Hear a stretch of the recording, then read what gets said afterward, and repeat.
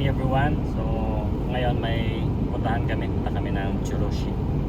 Doon sa nagre-renew ng driver's license ng asawa ko. So sishow ko sa inyo yung itsura ng streets dito sa Japan countryside.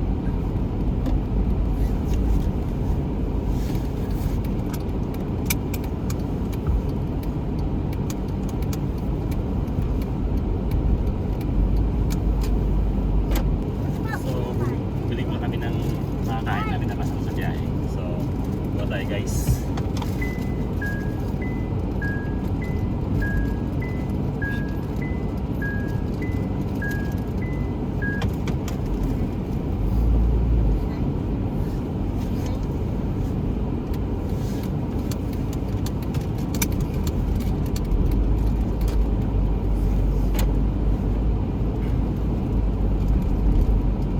so ngayon guys, wala palang pasok yung mga school children kasi may vacation bundle now. So notice nyo kung konti yung sakyan. Pero yung normally pag itong oras marami na sakyan dito dapat eh.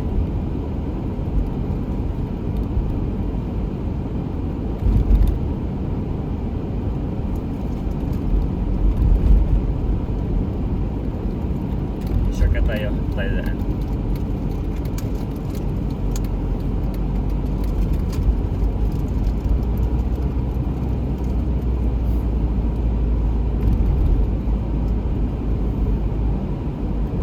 Yung lugar namin malapit sa Mount Fuji, so manotice nyo sa Mount Fuji parang lapit-lapit niya lang.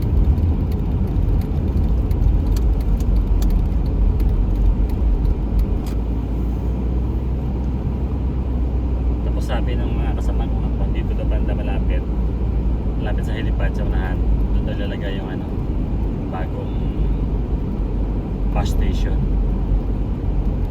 Yan kasi walang bus station dito. Yung malakihan bus station, yung barangay lang talaga namin. Tapos ito yung tawag na Itanteji. Dapat dito mo tumigil dito, full stop. Here pwede rin na term here.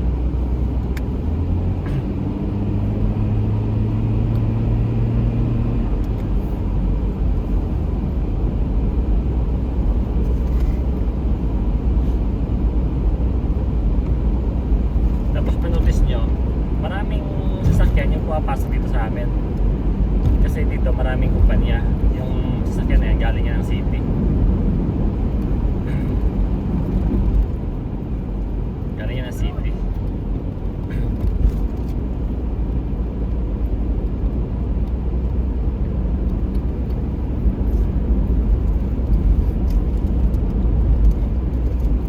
Tapos uso rin dito sa Japan yung tunnel.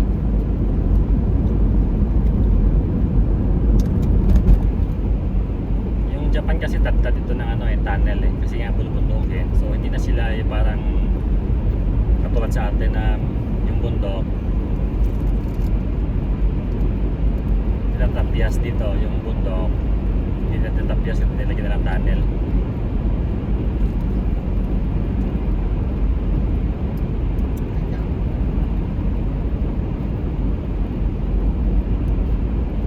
Yung ating palang pupuntahan ay isang city na maliit lang. Sa Churo doon makikita yung yung mag-lift car. Ito ay isang museum.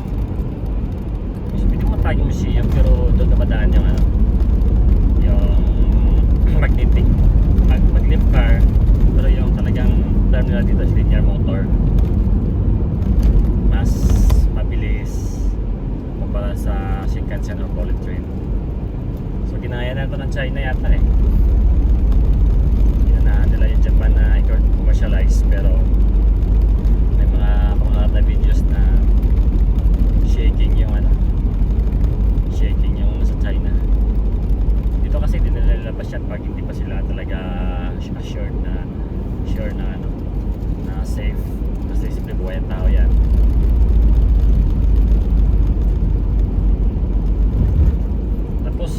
January 16 pa lang ngayon dito sa amin. kilometers na halos. Unlike sa other side na marami. Na hindi kita lalamunan kung saan lamig. So yung ating unang madadaanan ay part ng ng Fuji City. Yun yung nearest city sa Mount Fuji.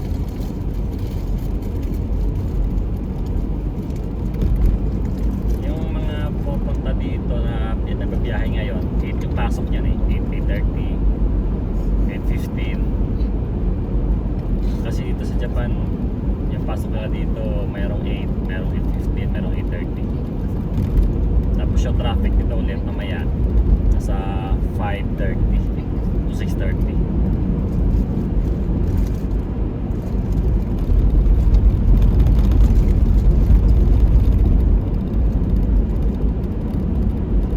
Yan na yung syudad sa kanan ng bundok.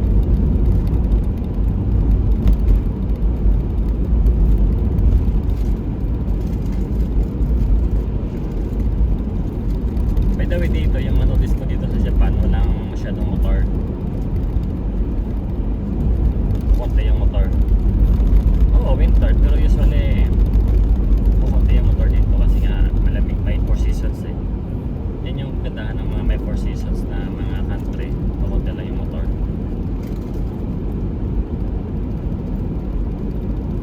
Yan na yung pana ng bundok.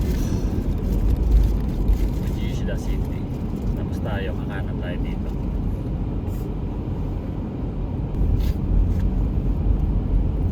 Yan, ganito kahaba pag umaga.